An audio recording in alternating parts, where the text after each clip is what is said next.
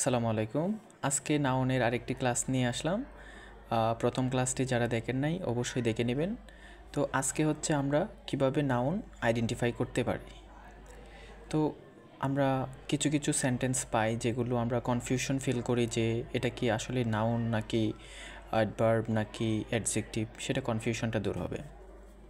তো আমরা আজকেই দেখব প্রথম থেকে যে কিছু কিছু সেন্টেন্সের শেষে যখন SHIF শিপ থাকে, তো যেমন সেন্টেন্স ফ্রেন্ডশিপ, রিলেশনশিপ, এগুলো কিন্তু নাউন, এটা মনে রাখতে হবে।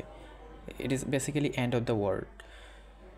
দেন shun, shun, nation, attention, permission, ness, weakness, darkness, sadness. Then TH, strength, health, truth.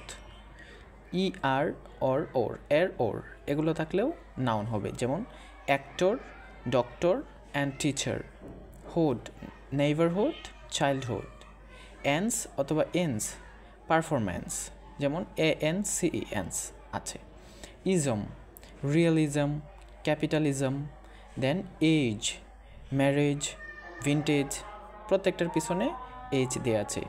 S অথবা ES, books, pants, cats, this is also noun. এটার মধ্যে কনফিউশনটা একটু বেশি হয় যে এস বা ইএস, যে এটা কি আদৌ নাউন নাকি নাউন না। তাহলে এস বা ইএস যদি বাক্যের শেষে থাকে, নাউনের শেষে, সেটাও নাউনই হবে। Al, arrival, refusal.